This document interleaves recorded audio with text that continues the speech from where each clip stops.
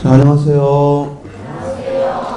자, 오늘 이제 2017년도 향해서 우리 이론반 첫 강의를 출발하겠습니다. 지금 순환광자이기 때문에 3개월 완성이에요. 그러면은 3개월마다 이제 순환하면서 출발하는데, 사실은 어느 달부터 출발해도 자기가 공부하는 데 쓰는 첫 달이지만, 이제 기본적으로 우리가 3개월 진행할 때 제일 먼저 출발하는 게 이제 오늘 수업 현대문법부터 출발을 합니다. 우리 일단 시험 경향을 기준으로 삼아서 우리가 공부할 때 어떤 부분에 중점을 줘야 되는지 이거 짧게 설명하고, 그리고 곧바로 진도 들어가겠습니다. 자, 먼저 우리 시험의 경향을 보면은 일단은 국어 지식 파트가 있어요. 이 부분이 현대문법과 그리고 어문 규정에 대한 내용들을 다루고 있는 부분. 그러니까 이 부분은 제가 지금 제목을 뭐라 그랬어요? 국어에 관한 지식이라고 그랬죠? 그러니까 이 국어에 관한 우리가 알고 있는 게 있어야, 그래야 답을 맞출 수 있는 그런 부분입니다. 그러니까 이 부분은 여러분들이 그냥 이해하는 것으로 끝나는 게 아니라 암기도 좀 해야 되고, 그리고 머릿속에 알고서 시험을 봐야 되고. 자, 또 하나의 파트는 뭐냐면 국어 사용 능력입니다. 자, 이 국어 사용 능력이라는 말은 수능 준비하면서 들어봤을 거예요. 그러니까 이 부분은 수학력 시험하고, 수학력 시험의 국어 영역하고 거의 일치하는 부분이죠. 뭐냐면 여러분들이 국어를 제대로 사용할 수 있는 그 능력을 보여달라는 거예요. 그러면 여기에는 우리의 말하기, 듣기, 그리고 쓰기, 읽기에 이 능력이 이론적으로는 필요하겠지만, 필기시험이기 때문에 말하기 물어보지 않고, 또 듣기평가 이런 거 없고, 그죠? 그리고 여러분들이 논술시험을 보는 것도 아니고, 따라서 이 앞부분은 이론적으로는 필요한 능력이지만 우리 시험에서는 관계없고요. 요거는 이제 어디서 체크하냐면 면접 볼 때, 그죠? 면접 볼 때 여러분들 필기시험 다 합격하고 면접 볼 때 이 사람이 말을 제대로 하는지, 그리고 제대로 이해를, 면접관의 말을 이해하는지, 이런 걸 물어봅니다. 그리고 이제 자기소개서 쓰고 이럴 때 물어보는 것이고, 그럼 결국 읽기예요. 읽기. 결국 독해인데, 이 읽기의 자료에는 크게 세 가지가 있죠. 하나는 설명하는 글. 그래서 설명하는 글을 얼마나 잘 읽고 이해하는가.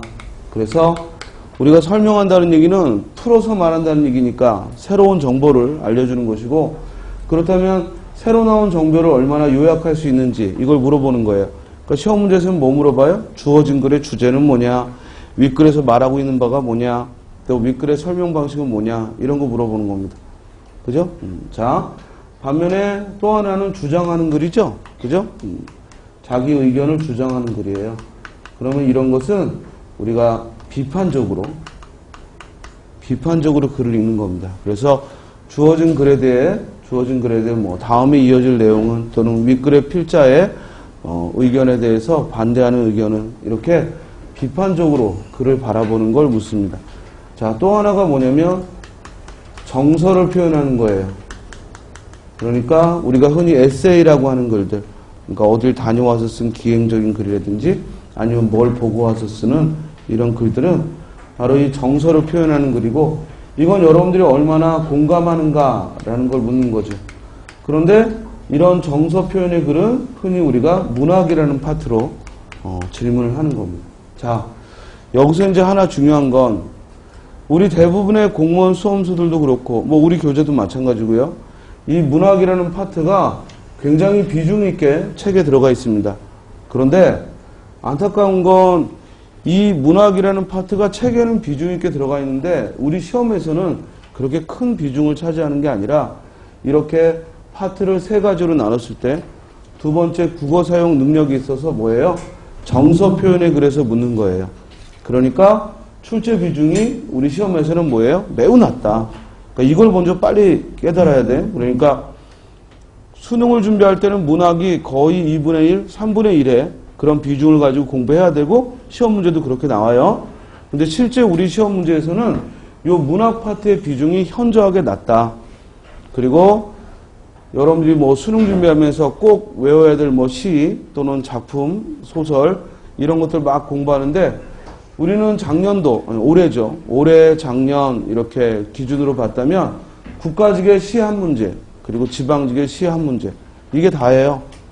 그리고 소설은 지문은 소설인데 물어보고 있는 것은 즉 언어 예절을 물어보거나 어휘력을 물어봐요.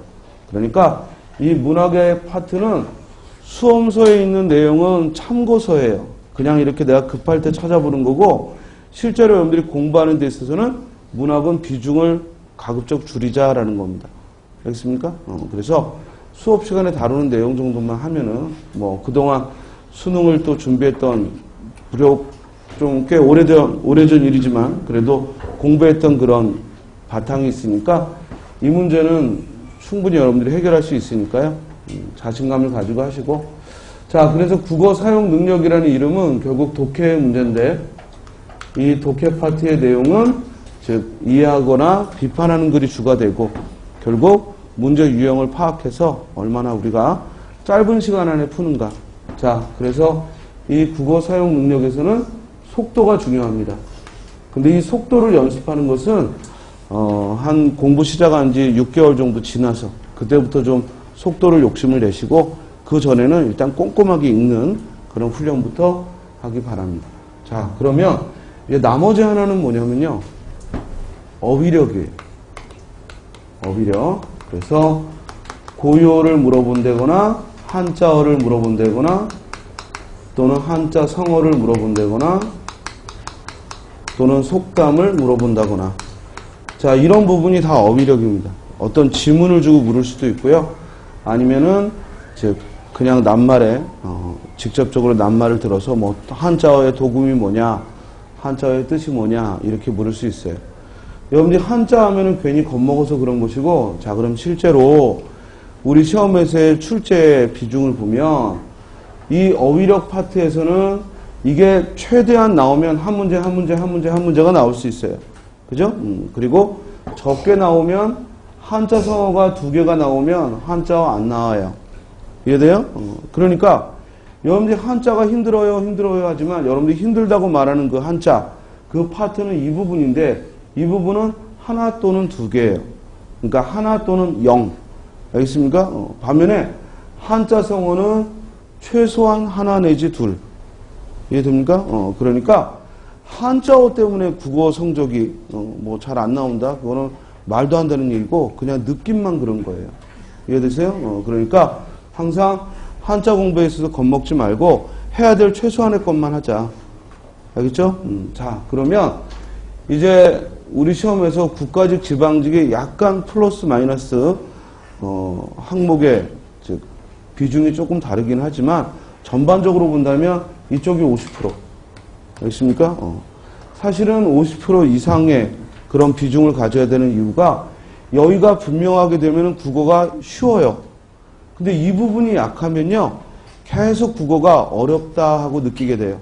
예를 들어 갑자기 시험 문제에 선어말 어민이 또는 전미사의 파생어의 활용 이렇게 어떤 뭐 피동, 사동 이런 표현들이 등장하면 여러분들이 그 문법적 지식이 분명하면 별거 아닌 문제인데 그걸 모르면 괜히 문제가 어렵게 느껴지고 그럼 자신감이 확 떨어지게 돼요.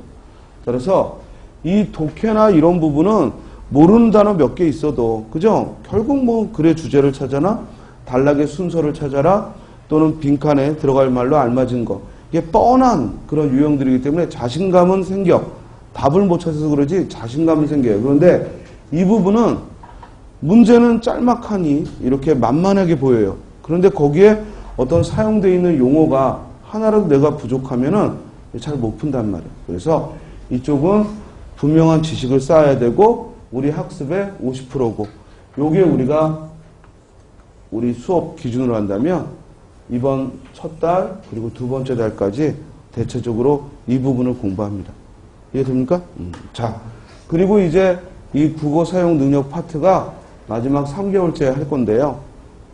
이 부분에서는 독해하는 요령, 그리고 문학에 있어서 역시 문학작품을 대하는 방법, 이런 위주로 할 거고, 실제로 이제 문제를 많이 풀어보고 하는 시간은 우리 3개월 안에는 다 갖출 수가 없기 때문에 그건 이제 심화반이라고 별도의 오후에 수업에서 그때는 좀 더 문제를 많이 다양하게 풀어보는 것이고, 일단 알아야 될 이론적인 부분은 이 오전에 모두 끝납니다. 알겠습니까? 그러니까 여러분들이 오전에 3시간 동안에 확실하게 이론적인 걸 정리한다라고 생각하시고, 제가 여러분들한테 약속드릴 수 있는 것은 적어도 시험에 나오는 것만큼은 빠짐없이 다룰 테니까 수업 시간에 하는 것만큼만 이해하세요. 이해돼요? 절대로 넓히지 말고, 많이 한다고 해서 문제를 잘 푸는 게 아니라 정확하게 알고 필요한 것만 알자 이 말이에요.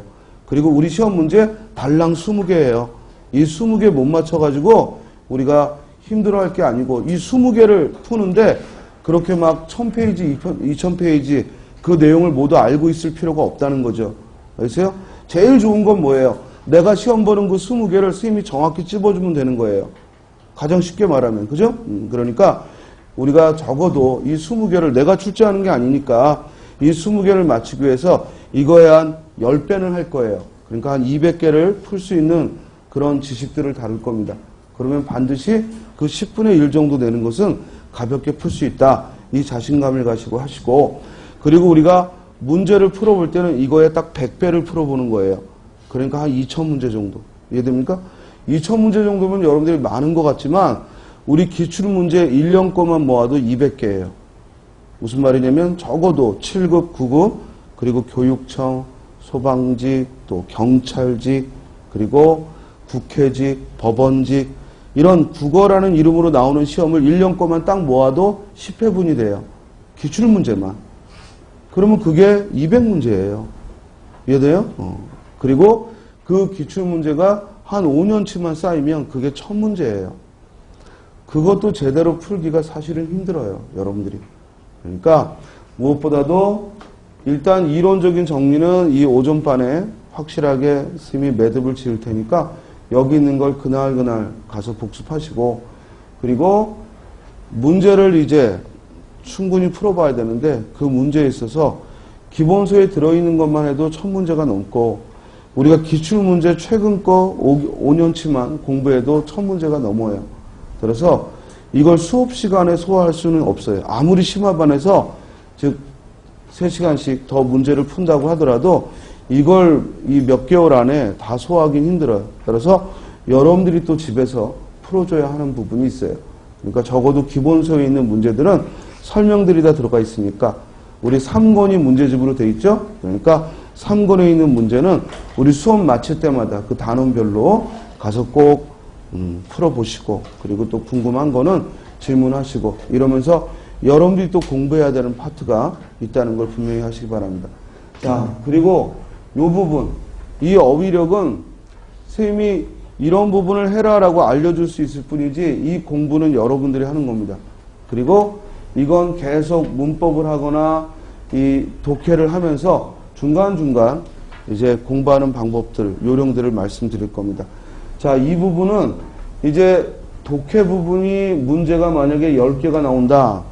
그러면 이 부분은 하나도 안 나와요. 근데 그런 시험은 거의 법원직 정도? 그러니까 우리 시험과는 전혀 무관한 법원직 준비하는 친구들은 거의 독해 반, 문법 반이에요. 그런데 대체적으로 국가직, 지방직을 기준으로 했을 때 우리 독해 부분이 한 7개, 그리고 어휘 파트가 한 3개. 알겠습니까? 그러니까 이쪽이 많이 나오면 4개, 적게 나오면 한 3개. 그리고 이쪽은 많이 나오면 10개, 적게 나오면 6, 7개. 됐어요? 그래서 비중으로 본다면 국어 지식 파트가 50%지만 우리가 국어 학습의 거의 7, 80%가 이 부분을 확실하게 해두는 거고 수업 시간에 도움을 받을 수 있는 부분이다라는 거고요. 그리고 이 국어 사용 능력 부분은 여러분들의 또 자꾸 풀어보는 훈련, 이게 한 50% 필요하고, 그리고 나머지 50%는 그 문제를 파악하는 방법들을 수업 시간에 배우는 것이고. 자, 우리 강의 계획서를 보시면 이제 3개월 순환 과정이기 때문에 거기 제가 30가지 테마를 적어놨어요. 이 30가지 테마가 결국 우리가 학습할 순서예요. 그리고 그 제목으로 붙여놓은 것들이 여러분들이 꼭 공부하고서 이것만은 내가 말로써 표현할 수 있어야겠다 하는 그 제목을 붙여놓은 겁니다. 그러니까 요걸 순서대로 차례차례 진행을 하겠습니다. 자, 그리고 또 하나는 이제 우리 오전반은 이론 중심으로 수업을 진행하고요. 그리고 오후에 심화반은 문제 중심으로 진행을 합니다. 물론 우리가 1년 커리큘럼상 문제풀이 과정이 따로 있지만 그때는 대부분 시험 보기 한 서너 달 전부터 출발하거든요. 그러면 너무 늦어요. 그래서 지금부터 자꾸 문제 푸는 훈련을 하셔야 되고, 그래서 심화반 수업에서는 주로 문제 위주로 수업을 진행합니다. 그리고 오전반은 주로 이론 위주로 진행을 하고, 물론 필요한 문제들은 다루겠습니다만 양이 많지는 않으니까 즉 문제는 심화반에서 다루고 이론은 오전반에서 다룬다, 이렇게 이해하시면 되겠습니다. 그리고 심화반 수업은 두 가지가 되는 친구들은 듣고 그렇지 않은 친구들은 안 들어도 됩니다. 두 가지란 딴 거 없어요. 시간하고 돈이에요. 이해돼요? 시간하고 돈이 되면 수업을 듣는 거고, 그 시간과 돈이 여건이 안 되면 여러분들이 혼자서 하시면 되고, 알겠죠? 그러니까 그 오후 시간을 스님과 함께 효율적으로 보낸다, 이 의미가 있는 거지, 뭐 그 수업을 안 들으면 뭐 내가 수업의 절반을 안 들으니까 뭐 손해가 있고 그런 건 아니에요. 그런 건 아니고, 오후에 잘못하면 날려버릴 시간을 우리가 함께 공부하고 문제를 풀고, 그러니까 당연히 들어야 될 수업이고 필요한 내용이죠. 그러나 여건이 안 될 때는 여러분들이 나름대로 그 시간 동안에 스스로 해야 될 준비들을 하시고, 또 뭐 저녁에 돌아가서 따로 이렇게 계획을 잡아서 공부하시면 돼요. 이해되세요? 자, 그리고 오늘부터 이제 첫 진도를 출발하는데 교재가 바뀌었어요. 그래서 지금 교재 내용이 완전히 달라진 건 아니고요. 예전 교재하고 기본적인 이론은 똑같아요. 그런데 문제가 좀 더 들어갔어요. 그러다 보니까 페이지가 좀 다르고 또 배열된 게 조금 다릅니다. 그러지만 새로 교재를 사실 필요는 없고, 교재가 없는 친구들은 새 교재를 갖추는 게 낫겠고요. 기존의 교재를 가지고 있는 친구들도 불편하지 않도록 수업을 진행할 테니까 여러분이 가지고 있는 교재로 학습하시면 됩니다. 그리고 빨리 공부해서 빨리 합격하고 싶으면 절대로 기본서 막 2권, 3권 사지 마시고 한 권만 들고 하시고요. 알겠습니까?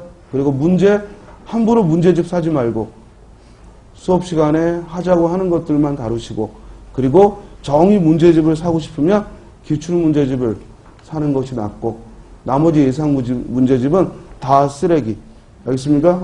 그래서 기출문제만 정확히 이해하시고 거기에 대한 응용 문제만 할 수 있으면 우리 공무원 적어도 시험만은 충분히 여러분들이 95, 100점 맞을 수 있습니다.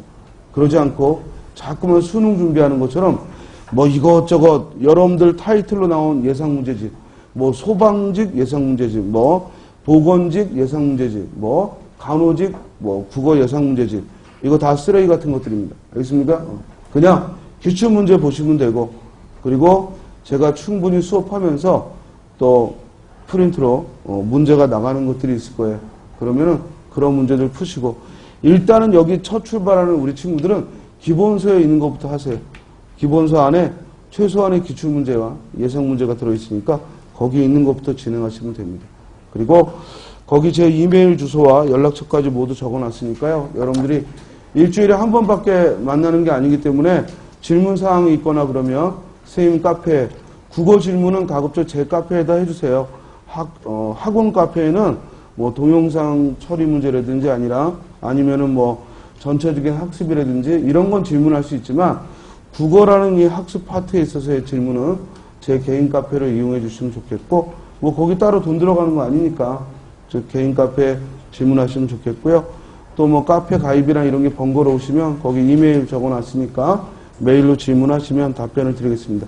그리고 일주일에 한 번 보는 거기 때문에 여러분들이 그날 소화하되 또 가서 복습하거나 이럴 때 궁금한 것들이 있을 거예요. 그러면은 어려워 마시고 질문하고, 일단 합격만 해준다면 여러분들이 뭘 질문해도 선생님은 기꺼이 즐겁게 답변을 하겠습니다.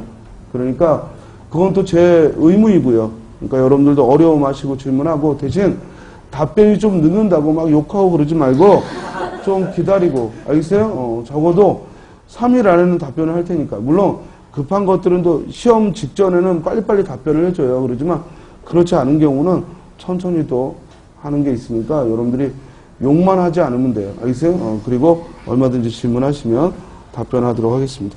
자, 그러면 교재 77쪽을 펴시고요. 우리 예전 교재는 63쪽을 펴시면 되겠고요. 지금 새 교재는 77쪽입니다. 그럼 이 앞까지는 무슨 내용이냐면 국어 지식 파트를 모두 풀고 모두 공부하고 그런 다음에 이 앞부분은 여러분들이 혼자서 충분히 자율학습으로 학습할 수 있는 부분입니다. 그러니까 수업을 나가는 부분이 아니고 여러분들이 지금은 읽으면 뭔 소리인지 모르니까 내버려 두고요. 중요하니까 앞부분에 뺀 거예요. 그러니까 이 부분은 시험 전까지 여러분들이 확실하게 마스터해야 되는 아주 중요한 부분이에요. 그렇지만 이 내용에 필요한 모든 이론적인 건 이제 77쪽부터 쭉 학습을 할 거고 마지막에 이제 어문 규정까지 2달 강의를 모두 끝내고 그때 이제 여러분들이 자기가 알고 있는 걸 좀 체계적으로 정리하고 중요한 것들을 한 번 더 보겠다. 이런 마음으로 앞부분을 검토하시면 됩니다. 알겠습니까? 대답을 좀 크게 해보세요. 알겠어요? 우리가 첫날 지금 눈을 부리부리하게 뜨고 굉장히 긴장해서 열심히 하시는데 이 모습이 끝까지만 가면 합격해요. 그러니까 대신 여러분들이 공부가 즐거워야 돼요. 즉 아는 것에서 즐거움을 취할 수 있어야 돼요. 그러니까 내가 이 부분이 좀 자신이 없었는데 수업 듣고 나서 자신이 생겼다. 또는 이 부분은 잘 몰랐는데 듣고 나서 이제 이해하겠다. 이런 즐거움들이 한 시간 한 시간마다 함께 있으면 좋겠고 그래야 스님도 또 가르치는 데 더 힘이 나고요. 그러니까 여러분들이 반응을 하셔야 돼요. 알면 알겠다고 대답을 하고 모르면 모르겠다고 어떤 제스처를 취하면 스님이 어려운 부분은 한 번 더 설명을 할 거고 다만 지금까지 이제 스님도 강의 경력이 오래되니까 경험상 여러분들이 어려워하는 부분은 비슷비슷해요. 그래서 제가 수업하면서 자꾸 그런 부분들을 얘기를 할 거예요. 그러니까 여러분들이 이해할 수 있도록 또 여러분들도 적극적으로 들으시고 또 내가 참여하는 수업이 되려면 자꾸 1대1로 수업한다는 생각으로 대답도 하시고 그리고 필기도 하고 이러면서 절대로 책을 이렇게 눈으로 읽어보는 그런 수업 하지 마세요. 즉 펜 들고 노트나 또는 책의 여백에다가 쌤이 판서할 때는 같이 써보면서 이렇게 학습하시면 좋겠습니다. 자, 그러면은 또 더 필요한 내용은 수업 진행하면서 얘기를 하고요. 자, 국어 지식 현대 문법부터 들어가도록 하겠습니다. 자, 먼저 여기 보면은 우리가 진도상 언어의 특성이라는 걸 이제 이번 시간에 배워야 돼요. 그러면 요건 사실은 워밍업이에요. 그러니까 우리가 공부하기 위한 가장 최소한의 기본적인 그런 개념들을 학습하는 시간입니다.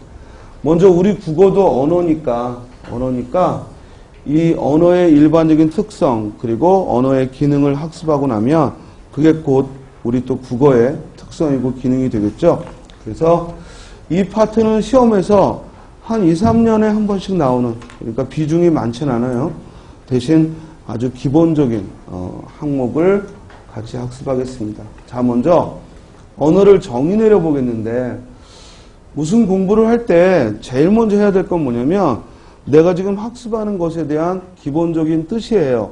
그걸 우리가 정의를 내린다라고 하고 또는 개념이다 이런 말을 하는데 일단 어떤 공부든 뭘 할 때는 개념부터 정하세요. 개념부터. 그리고 그 개념을 이해하고 그래야지만 그 개념을 약속으로 해서 다음 설명들이 이어지는 겁니다. 자, 그러면 언어라는 것을 우리가 개념을 들어보면 언어라는 것은 인간만이 의사 소통을 위해 사용하는 자의적 기호다. 이렇게 먼저 출발을 하겠습니다.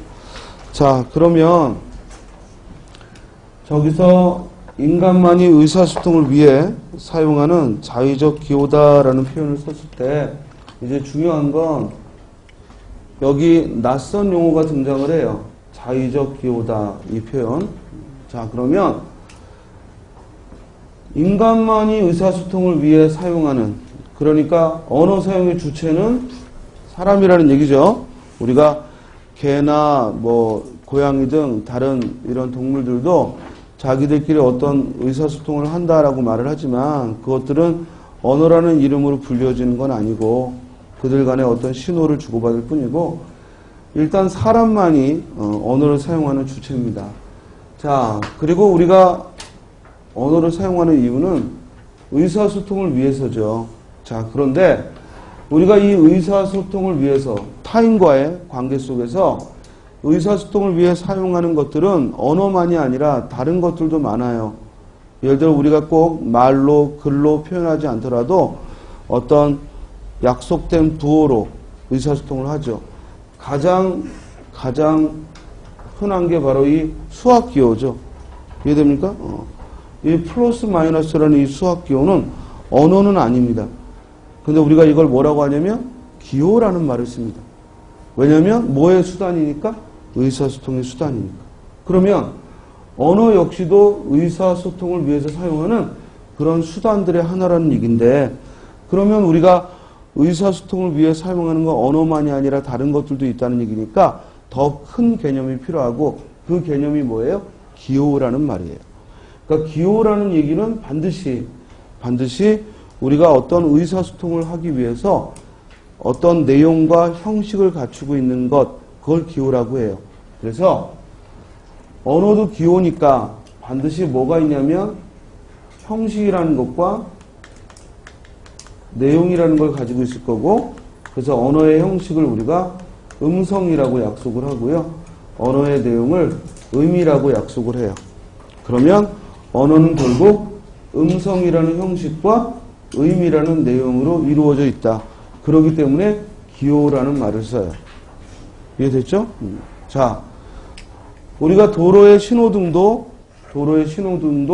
역시 의사소통을 위한 기호죠.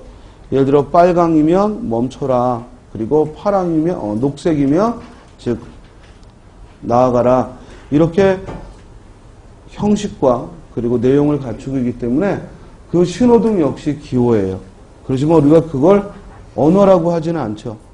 이해돼요? 그러니까 언어보다 넓은 개념으로서 기호가 있고 따라서 언어도 그 기호 중의 일부다. 그런데 언어라는 것은 같은 기호 안에서도 뭐와 뭐를 요소로 하냐면 음성과 의미를. 이해됐죠? 아까 신호등은 뭘 즉 형식으로 삼냐면 색깔을 형식으로 삼으니까 그거는 기호는 기호대 언어는 아니죠. 언어는 반드시 뭐예요? 음성을 형식으로 삼아야 되고 그리고 그 안에 담겨있는 의미가 있죠. 자, 여기서 이제 우리는 언어의 정의를 내려봤습니다. 그래서 언어 사용의 주체는 누구다? 인간이고 그리고 언어를 사용하는 목적은 뭐다? 의사소통이고 그리고 언어는 뭐의 일종이다? 기호의 일종이다. 그런데 여기 자의적이라는 꾸미는 말이 있죠. 자, 지금부터 잘 들어요. 어떤 개념을 나타내는 단어, 즉 명사를 꾸미는 것들은 문장 성분상 관형어라고 말을 합니다. 그러니까 즉 어떤 체언, 이렇게 명사류를 뭐라고 부르냐면 체언이라고 불러요. 그래서 수업하다가 선생님이 이렇게 체언을 수식하는 것 이런 말을 쓰거나 또는 체언을 꾸미는 것 이렇게 풀어 말하지 않고 관형어가 이런 표현을 쓰면 이건 뭐냐면 체언을 꾸미는 문장 성분을 말한다. 이해돼요? 그러니까 체언을 명사류를 주로 꾸미는 걸 뭐라고 한다? 관형어라고 한다. 요 용어 알겠죠? 그래서 결국 이 기호라는 말을 꾸미는 자의적이라는 관형어가 등장해요. 그러면 자의적이라는 게 이제 무슨 뜻이냐 이거죠.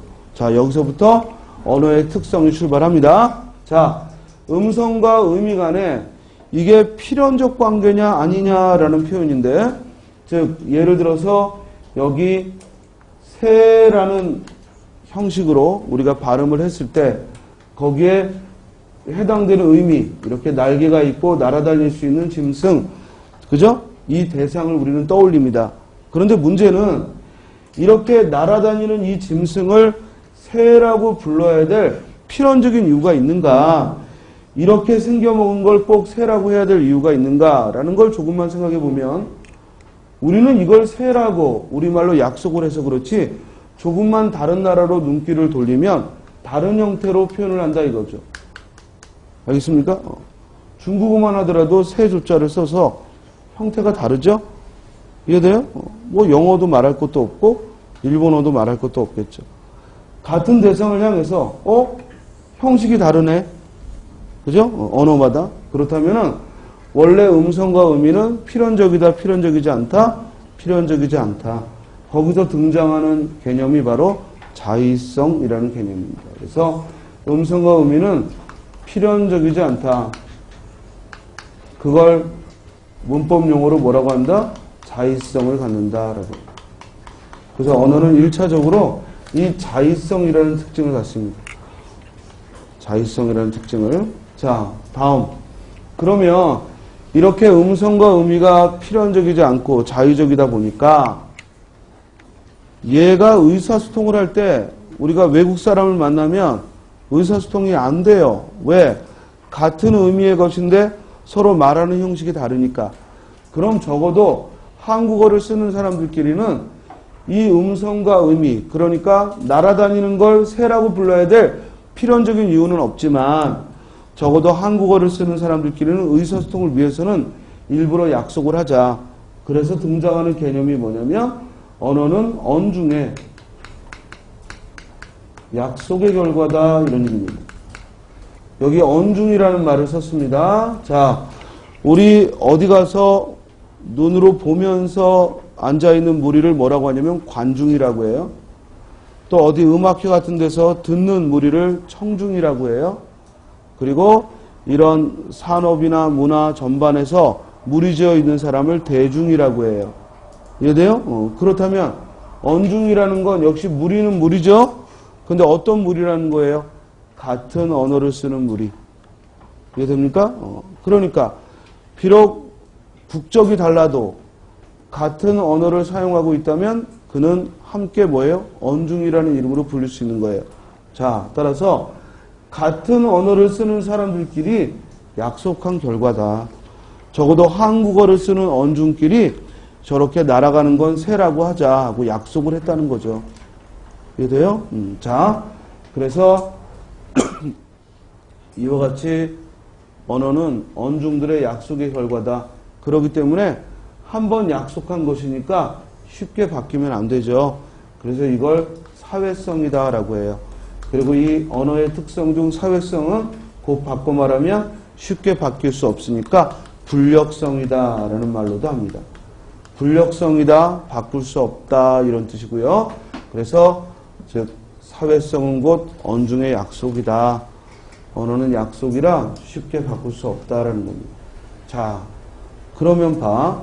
이와 같은 사회성이 필요했던 이유는 언어의 음성과 의미가 처음부터 맺어져 있는 게 아니기 때문에, 즉 바꿔 말하면 자의적이기 때문에 일부러 약속을 했다는 거죠. 그러니까 자의성은 사회성에 뭐가 되는 거예요? 전제가 되는 거죠. 우리가 어떤 걸 주장하기 위해서 미리 참으로서 인정돼야 하는 바를 뭐라고 부른다?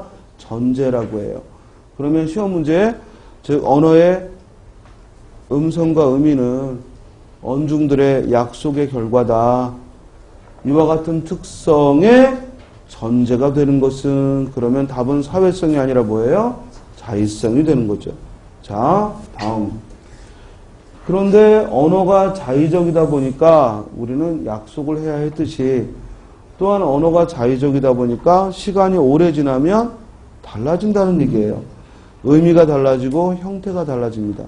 예를 들어 15세기 우리 훈민정을 보면 어린 백성이 늙어져 홀빼이셔도 마침내 제 뜻을 실어펴지 못할 놈이 하니라. 우리가 지금 들으면 무슨 말인지 선뜻 이해가 안 되는 말을 즉 표현을 해요.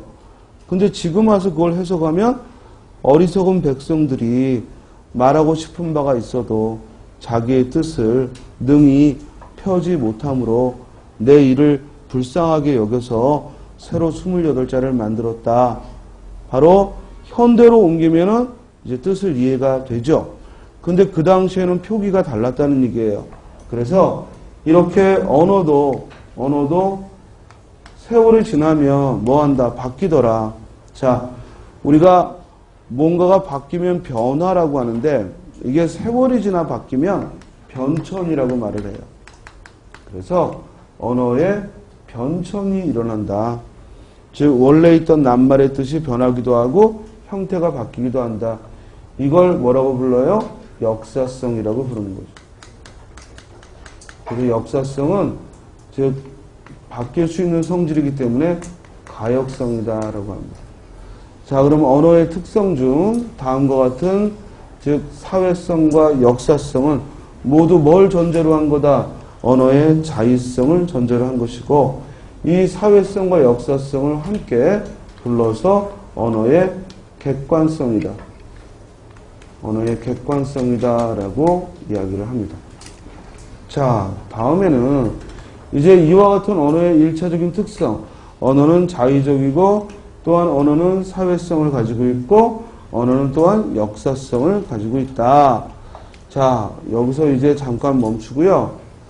한자 공부에 꼭 필요한 기본적인 걸 하나 설명을 할게요. 뭐냐면 여기 불역성이니 가역성이니 할 때 우리가 이 바꿀 역자를 흔히 써요.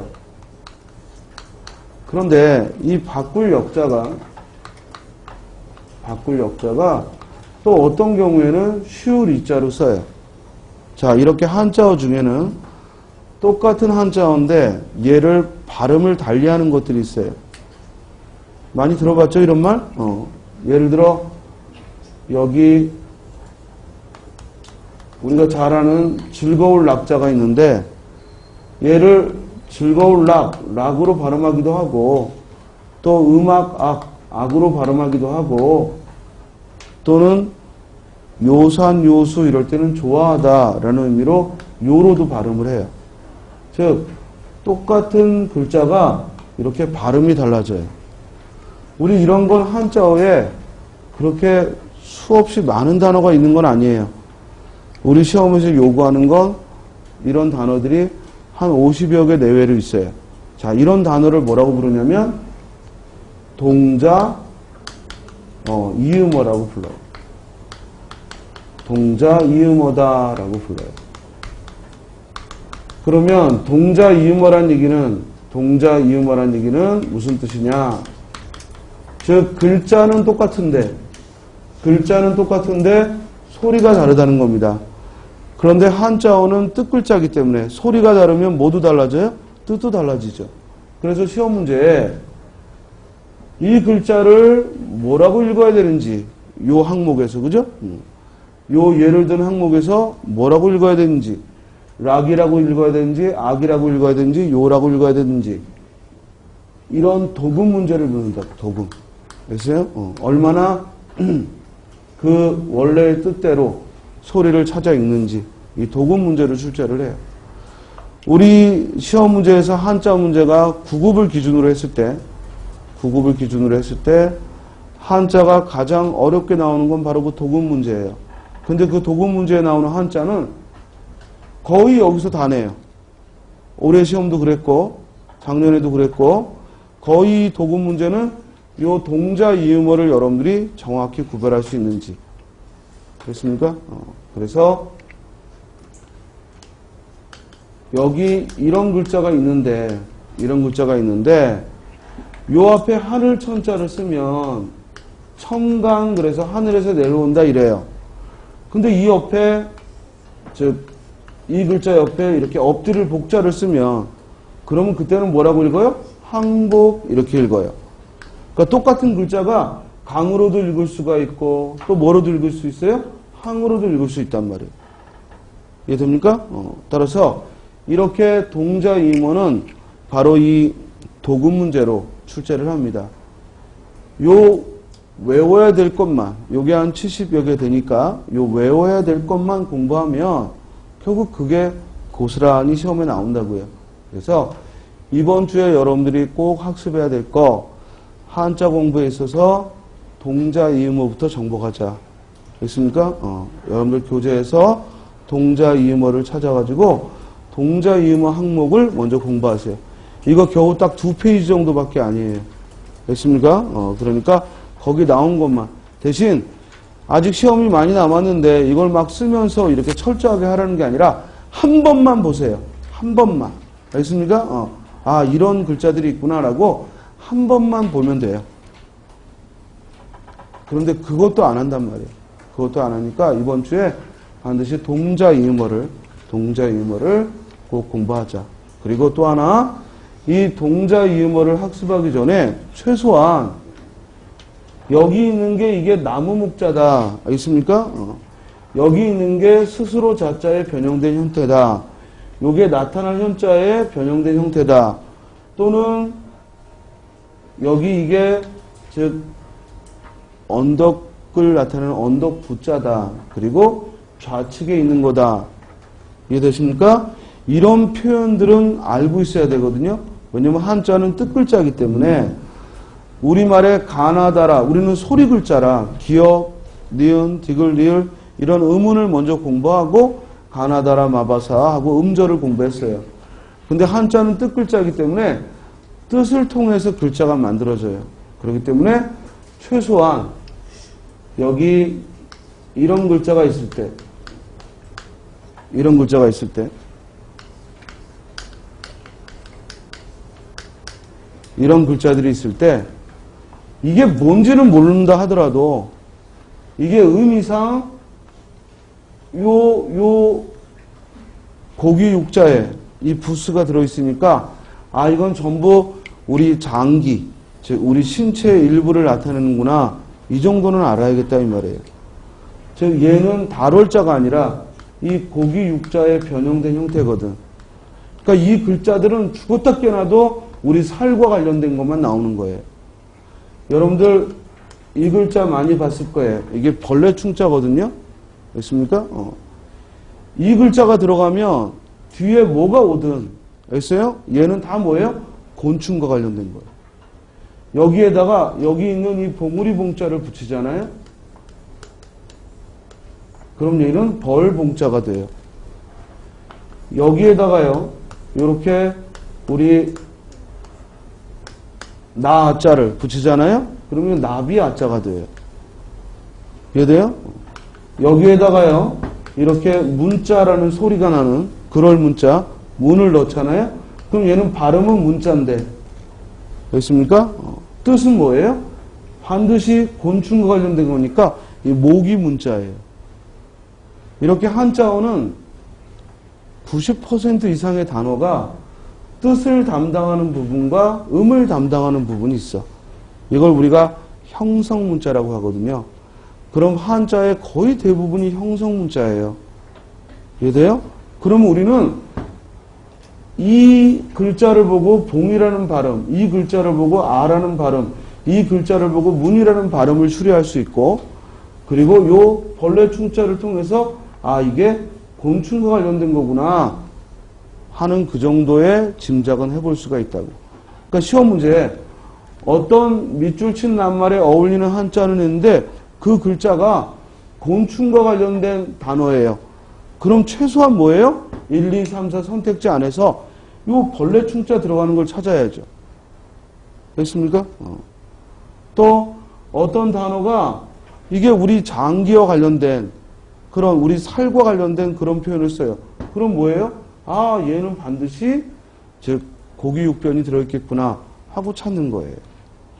그러니까 한자 공부에 있어서 정확히 쓰려고 욕심내니까 어렵고 힘들어 보이지 그냥 눈으로만 보고 한자를 스토리로 하나의 스토리로 우리가 이해를 한다 하면은 한자 공부가 재밌고 그리고 어렵지 않게 시험에 필요한 건 마스터할 수가 있습니다. 그리고 한자 부수는 우리가 알아야 될 게 총 270여 개 정도 돼요. 그러면 이건 선생님 카페에 정리를 해놨으니까 선생님 다음 카페에 선생님 이름 김철민 하고 검색하셔가지고 요 부수는 A4 2장 정도 되니까요. 다운받아서 여러분들이 부수 공부에 활용하시면 됩니다. 부수라는 게 딴 게 아니고 우리가 종이 한자 사전을 사면은 그 맨 앞에 한자 찾는 그 출발 알겠어요? 그게 부수예요. 한 270개 되지만 여러분들이 한 200개는 이미 알고 있어요. 알겠어요? 그러니까 한 70개만 외우면 돼요. 여러분들이 아무것도 모르는 아무것도 없는 지식에서 출발하는 게 아니라 여러분들이 생각하는 것보다 훨씬 많은 걸 알고 있어요. 근데 그 많은 걸 알고 있는 걸 못 끄집어내는 거야. 그리고 자신감 없어하고. 이해돼요? 그러니까 제일 먼저 뭐 나오겠어요? 부수. 숫자 1획부터 출발하니까 이 한일자부터 등장하겠지. 날일자부터. 그죠? 그리고 뭐 2 나오고 3 나오고 뻔한 거 아니에요? 이러면 출발하는 거야. 그러니까 여러분이 뭐 매산자 충분히 알 거고 달월자 충분히 알 거고 알겠어요? 또 내천자 충분히 알 거고 이런 아는 거 하면 한 200개는 안다고 여러분들이. 그러니까 나머지 뭐예요? 잘 모르는 한 70여 개만 눈여겨보시면 돼요. 알겠죠?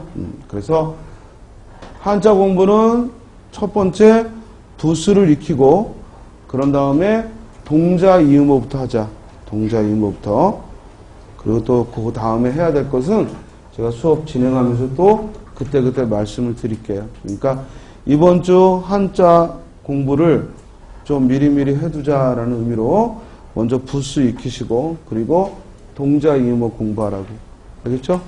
자, 그러면 이제 다시 돌아와서 여기까지 언어의 특성 중 아주 기본적인 1차적 특징, 즉 기호성과 그리고 자의성과 그리고 사회성, 역사성을 말했습니다. 언어는 음성과 의미로 이루어진 기호다. 그런데 그 음성과 의미는 자의적이다. 자의적이다 보니까 약속을 해야 하고 사회성, 약속을 했는데 시간이 지나면 변천하더라. 역사성. 다음, 이제 언어의 2차적 특징으로 분절성, 그리고 추상성, 그리고 개방성이라는 말을 이해를 합시다. 자, 먼저 언어가 분절성을 갖는다. 그냥 분절성이란 뭐지? 이렇게 출발하지 말고 분절성이란 뭘까? 하고 스스로 먼저 생각을 해보자고. 자, 여기 분절이라는 낱말은 부러뜨린다 이거예요. 분절. 이해돼요? 우리 뼈가 부러지면 뭐라고 그래요? 골절. 이러죠? 즉, 언어가 나누어지는 성질을 분절성이라고 해요. 그럼 언어는 항상 이 세계가 어떤 규정할 수 없는 뭉뚱그려진 하나의 관념으로 이루어졌다면 우리는 그걸 언어로 뭐다라고 나누어 설명한다고. 자, 이게 뭔 말이냐면 내가 머릿속으로 즉 상대에 대해서 뭔가 좀 불편한 감정을 가져요. 근데 그걸 이제 말로 표현하면 너를 만나니까 불편해 이런 말로 표현을 해요. 이게 무슨 말인지 알겠어요? 자, 내 머릿속에 있는 그 불편한 감정은 말로 표현하기 힘든 어떤 개념이야. 감정이야. 이걸 근데 입으로 딱 내보낼 때는 뭐라고 해요? 그걸 한꺼번에 딱 쏟아내는 게 아니라 불편해 하고 삼음절로 내보낸다고. 무슨 소리인지 알겠습니까? 그렇게 언어는 항상 어떤 뭉뚱그려진 개념을 쪼개서 설명하는 그런 특성을 갖는다 이 말이에요. 자, 심지어 우리가 시간이라는 이 개념은 도저히 이건 마디를 구별할 수 없는데 우리는 언어로 표현할 때는 오늘, 어제, 내일 이런 말로 표현하거나 아니면 일부러 약속된 개념을 이용해서 9시 50분, 9시 55분 이런 식으로 끊어 표현한다고. 근데 실제로 시간은 9시 50분과 9시 55분이 그렇게 딱 마디가 져 있나요? 아니거든요. 우리가 그렇게 언어로서 표현을 할 뿐이죠.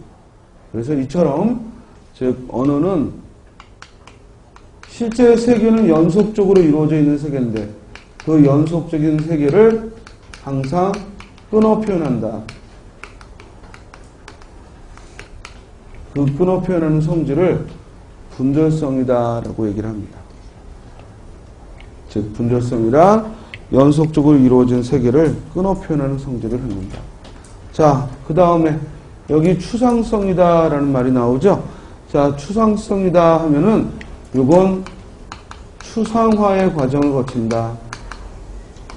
이런 말로 이해를 해야 합니다. 추상화의 과정을 거친다. 그러니까 추상성이라고 해서 뭔가 모호하게 드러난다 이런 뜻이 아니라 즉 추상화의 과정으로서 언어는 우리가 사용하는 언어의 대부분은 결국 어떤 공통된 사물들에서 그 특성을 딱 뽑아가지고 추상화시킨 거다. 자, 이게 무슨 말이냐면 우리 여기 나무라는 말을 들어봅시다. 그러면 이 나무 하면 실제 나무는 뭐 소나무,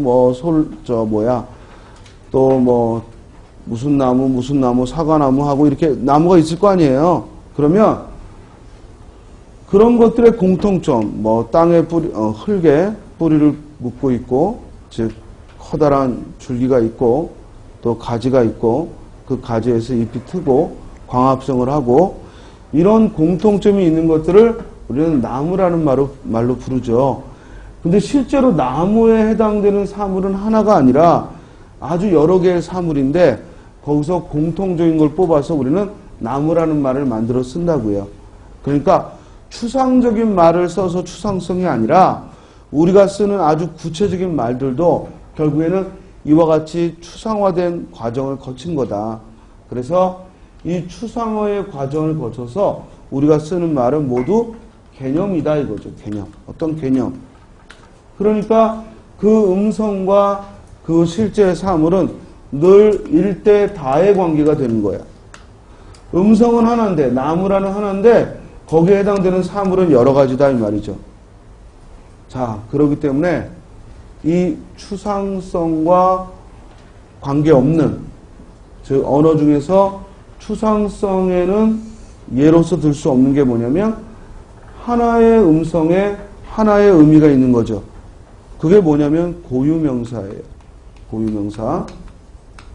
예를 들어 남대문 그러면 남대문 하나밖에 없죠.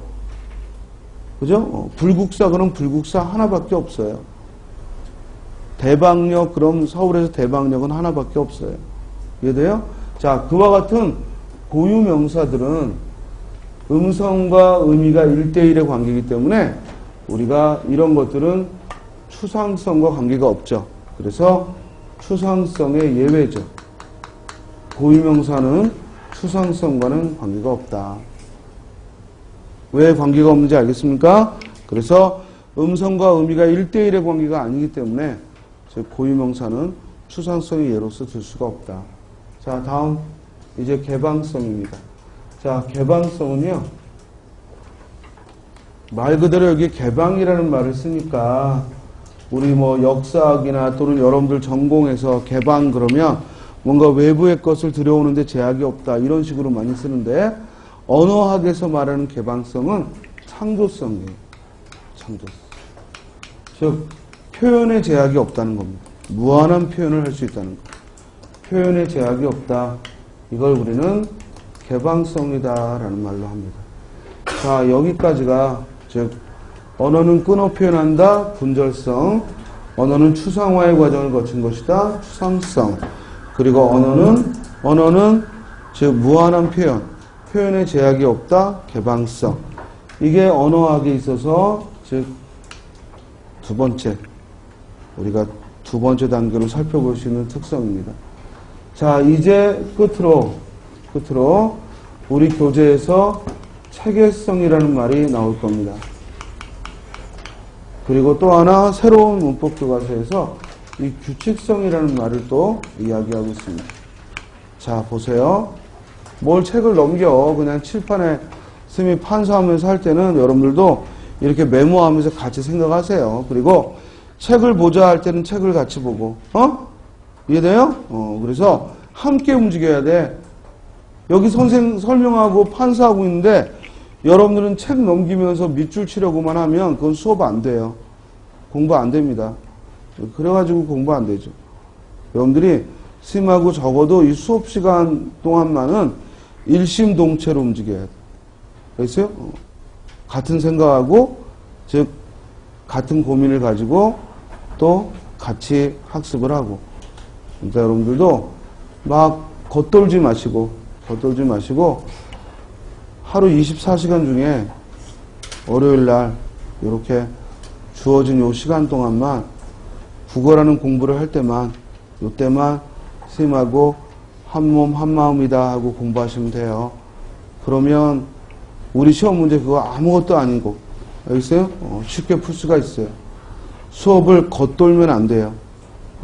여러분들의 각자의 수업이 돼야 됩니다. 자, 그러면 체계성과 규칙성이라는 말은 이 체계적이다 하면은 우리 체계적이라는 말 평소에도 많이 쓰는데 뭐가 체계적이다 그러면 이건 무슨 뜻이냐면 하위 요소가 있고 그것들이 모여서 상위 구조를 이루는 거죠.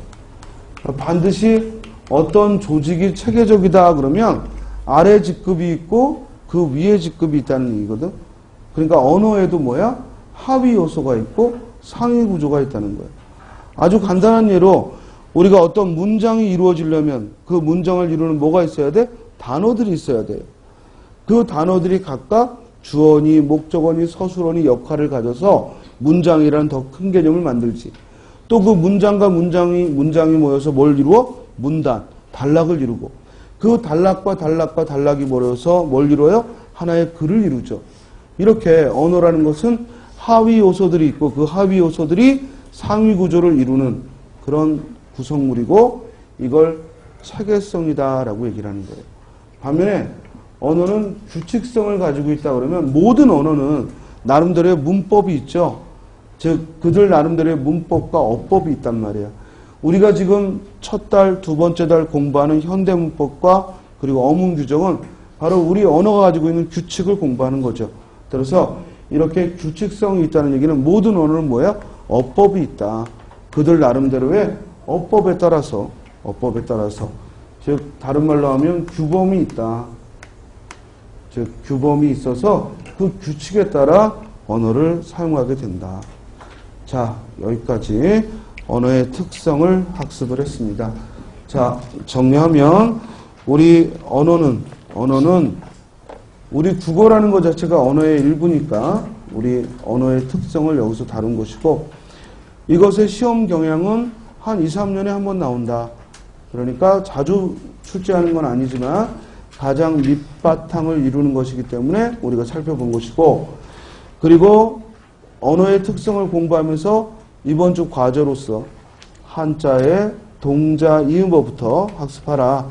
부수를 익히고 동자 이음어부터 학습하라 라고 말씀드렸습니다. 자, 그럼 이 첫 시간에 배운 지식적인 내용을 돌아보면 언어는 음성과 의미로 이루어진 기호다. 그런데 그 기호는 음성과 의미가 자의적이다. 자의적이기 때문에 일부러 약속을 했다. 무슨 성? 사회성. 일부러 약속한 것이라 시간이 지나면 언어는 자의적이라 또 변천하더라. 무슨 성? 역사성. 언어는 연속적인 걸 끊어 표현하더라. 뭐다? 분절성. 언어는 항상 어떤 여러 사물들의 공통된 특성을 모아서 추상화의 과정을 거친 것이다. 단 고유명사는 예외고 즉 일반적인 대부분의 언어는 추상화의 과정을 거친 것이다. 무슨 성? 추상성. 우리는 언어를 이용해서 표현하지 못할 것이 없다. 무한한 표현을 해낼 수가 있다. 이를 언어의 특성상 뭐라 한다? 개방성. 그리고 언어는 하위 요소들이 모여서 상위 구조를 이룬다. 뭐라고요? 체계성. 그리고 모든 언어는 그 나라 말의 규범을 따르고 문법을 따른다. 이를 뭐라고 한다? 규칙성이라고 했습니다. 자, 교재 77쪽에 보면요. 거기 짚고가기 문제에 다음 가로 속에 들어갈 말, 알맞은 말은 언어는 기본적으로 인간 상호 간의 의사소통을 위한 기호의 체계다. 모든 기호와 그렇듯 언어도 전달하고자 하는 내용과 그것을 실현하려는 형식의 두 가지 요소로 구분된다. 언어에서 내용은 뭐라고 부른다? 의미. 그리고 형식은 뭐라고 부른다? 음성이라고 해서 간단하게 여러분들이 확인해 볼 수가 있습니다. 자, 80쪽으로 가면은 거기 언어기호의 특성으로 적절한 거 하고 국가직 구분 문제, 즉 국가직 구분 문제가 등장했는데 첫 번째 즉 문장에서 언어는 문장, 단어, 형태소, 의문으로 쪼개어 나눌 수 있다. 쪼개어 나눈다 라는 말이 등장해요. 자, 언어는 쪼개어 나눈다. 무슨 성? 분절성. 또 그 밑에 언어는 외부 세계를 반영할 때 있는 그대로 반영하지 않고 연속적으로 이루어져 있는 세계를 불연속적인 것으로 밑줄 쳐 끊어 표현한다 그랬어요. 끊어 표현한다. 무슨 성? 군절성. 따라서 답은 몇 번? 3번. 이런 식으로 출제를 한다 이 말입니다. 이해됩니까? 자, 나머지 문제들도 꼭 복습해 보시고요. 그럼 이제 잠깐 쉬었다가 언어의 기능부터 시작을 하도록 하겠습니다.